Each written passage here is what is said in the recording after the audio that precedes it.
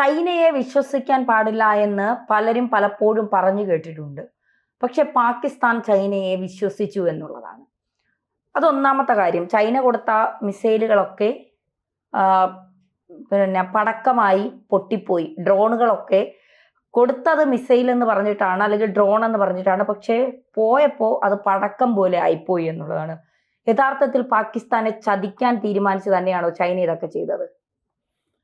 Chinese ഉൽപ്പന്നങ്ങളെക്കുറിച്ച് പൊതുവെ നമ്മൾ സംസാരിക്കുമ്പോൾ വളരെ വില കുറഞ്ഞ സാധനങ്ങൾ, എന്നാൽ വളരെയധികം പുതിയ സാധനങ്ങൾ, അതിൻ്റെ ക്വാളിറ്റി എത്രമാത്രമുണ്ട് എന്ന് ആർക്കും ഉറപ്പില്ല.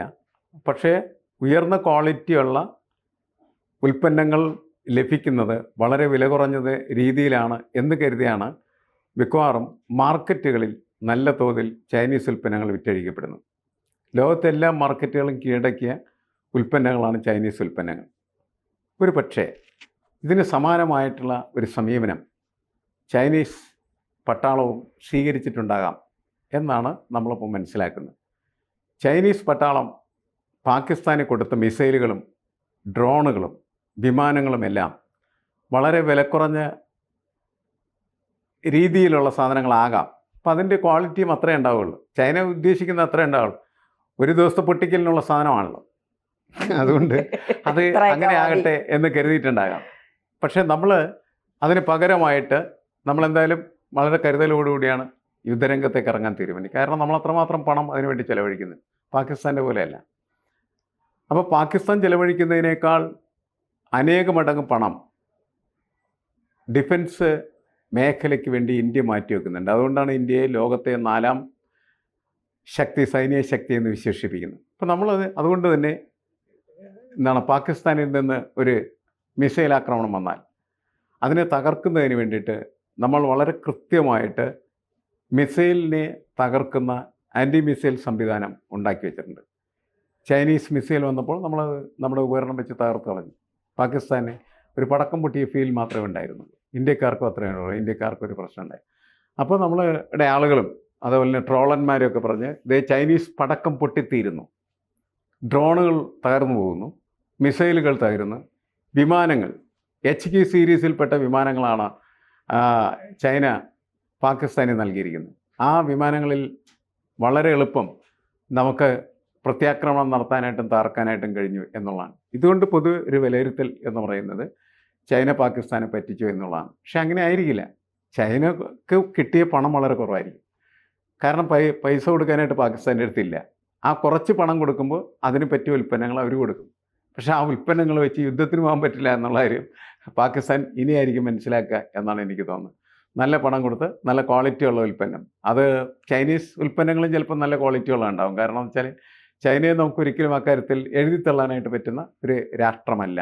സാങ്കേതികവും സാമ്പത്തികമായിട്ടുള്ള മേഖലകളിലൊക്കെ അമേരിക്കയുമായിട്ട് പോലും പിടിച്ചു നിൽക്കുന്ന കെൽപ്പുള്ള ഒരു രാഷ്ട്രമായിട്ടാണ് വിലയിരുത്തപ്പെടുന്നത്. പക്ഷെ അവർ കൊടുക്കുന്ന ഉൽപ്പന്നങ്ങൾ ഏതാണ് ഡ്യൂപ്ലിക്കേറ്റ്, ഏതാണ് ഒറിജിനൽ എന്ന് ആർക്കും തിരിച്ചറിയാനായിട്ട് പറ്റില്ല എന്നാണ് എനിക്ക് തോന്നുന്നത്. അതുകൊണ്ടാണ് ഈ സംഭവങ്ങൾ ഇവിടെ ഡ്യൂപ്ലിക്കേറ്റ് എന്ന് പറഞ്ഞാൽ വളരെ കൂടുതലുണ്ട്. ഡ്യൂപ്ലിക്കേറ്റ് കൊടുത്ത് പാകിസ്ഥാനെ പറ്റിച്ചു ചൈന എന്ന് പറയാം. കാരണം പക്ഷേ ഈ ചൈനയ്ക്ക് ഒരിക്കലും പാകിസ്ഥാനുമായി നല്ല ബന്ധമുണ്ടാക്കാൻ താല്പര്യം കാണില്ല. കാരണം ഒന്ന്, പാകിസ്ഥാൻ പിച്ചച്ചട്ടി എടുത്തിരിക്കുന്ന ഒരു രാജ്യം. 2, പ്രതിരോധ മേഖലയിൽ 12ാം സ്ഥാനത്താണ് പാകിസ്ഥാൻ. 3, പാകിസ്ഥാൻ ഭീകരരെ വളർത്തുന്ന ഒരു രാജ്യമാണ്. അപ്പോൾ ഏത് സമയം കരിമ്പട്ടികയിൽ പാകിസ്ഥാനെ ഉൾപ്പെടുത്തും. അപ്പോൾ ആ രാജ്യവുമായി ഒരു കൂട്ടുകച്ചവടത്തിനോ ഒരു സൗഹൃദത്തിനോ ചൈന നിൽക്കില്ല എന്നുള്ള ഒരു യാഥാർത്ഥ്യം.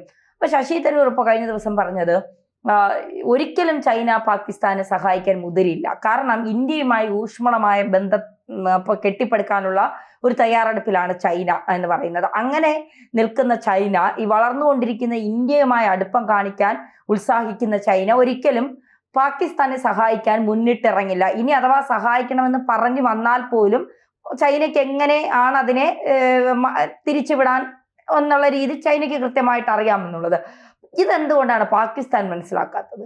അല്ല, പാകിസ്ഥാൻ അതൊക്കെ മനസ്സിലാക്കുന്നുണ്ട്. പാകിസ്ഥാനെ പക്ഷെ സഹായിക്കാൻ ആരാണുള്ളത്?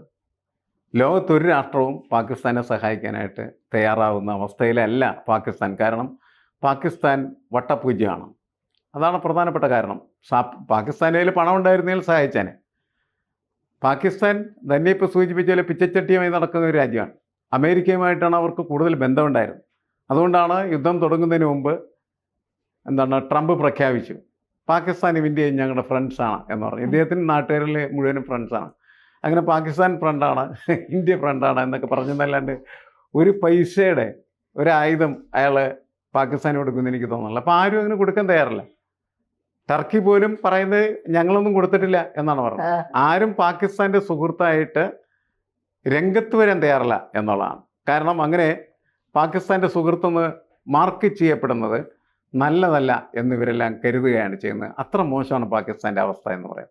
പാകിസ്ഥാൻ വലിയ തരത്തിൽ ആഭ്യന്തര കലാപങ്ങളും ദാരിദ്ര്യവും പട്ടിണിയും നിരന്തരമായിട്ടുള്ള കൊലപാതകങ്ങളും ഒക്കെ നടക്കുന്ന ഒരു തെമ്മാടി രാഷ്ട്രമായി മാറിക്കഴിഞ്ഞിരിക്കുകയാണ് ചെയ്യുന്നത്. അതുകൊണ്ട് തന്നെയാണ് ഇന്ത്യ യുണൈറ്റഡ് നേഷൻസ് ഓർഗനൈസേഷനിൽ പോയ സമയത്ത് ഇത് തെമ്മാടി രാഷ്ട്രമാണ് എന്ന് പ്രഖ്യാപിച്ചത്. ശരിക്കും ഭീകരരാഷ്ട്രം എന്നല്ല പറഞ്ഞത്, തെമ്മാടി രാഷ്ട്രം എന്ന് പറയുന്നത്. തെമ്മാടികളാണ് അവരുടെ വികാരം എല്ലാ പ്രവർത്തനങ്ങളൊക്കെ നിയന്ത്രിക്കുന്നത് മുന്നോട്ട് വന്നു. അപ്പോൾ അങ്ങനെയുള്ളൊരു രാഷ്ട്രത്തെ സഹായിക്കാൻ സുബോധമുള്ള മറ്റ് രാഷ്ട്രങ്ങൾ തയ്യാറാവില്ല.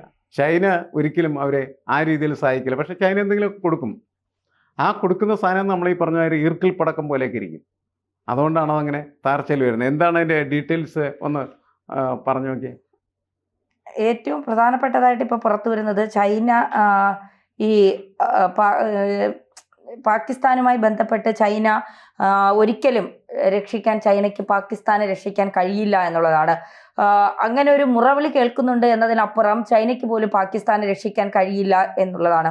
ഭീകര കേന്ദ്രങ്ങളെ ലക്ഷ്യമിട്ട ഓപ്പറേഷൻ സിന്ദൂറിന് മറുപടി നൽകാനാണ് കഴിഞ്ഞ ദിവസം രാത്രി വിവിധ നഗരങ്ങളിൽ 15 സൈനിക കേന്ദ്രങ്ങൾ ലാക്കാക്കി ഡ്രോണുകളും മിസൈലുകളും പാകിസ്ഥാൻ തൊടുത്തുവിട്ടത്. എന്നാൽ ഇന്ത്യയുടെ S-400 മിസൈൽ പ്രതിരോധ സംവിധാനം കൊണ്ട് ഈ മിസൈലുകളെയും ഡ്രോണുകളെയും നിർവീര്യമാക്കി സൈനിക കേന്ദ്രങ്ങളെ ഒരു പോറൽ പോലും ഏൽപ്പിക്കാതെ ഇന്ത്യ സംരക്ഷിച്ചു.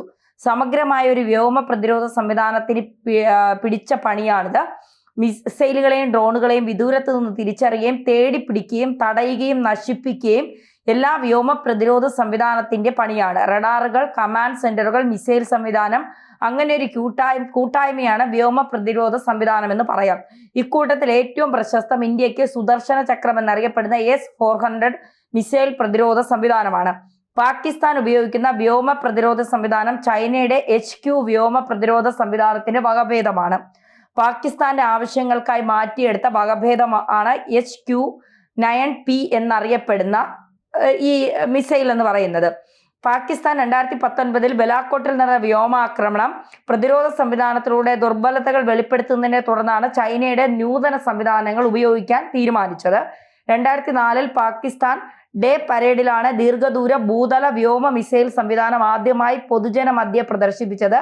ചൈന വിതരണം ചെയ്ത HQ-9P സേനയിൽ കമ്മീഷൻ ചെയ്തത് 2021 125 കിലോമീറ്റർ പരിധി യഥാർത്ഥ ചൈനീസ് HQ-9ന്റെ 250 കിലോമീറ്റർ ദൂരപരിധി HQ-9ന്റെ പിക് ഇല്ലെന്ന് ചുരുക്കം.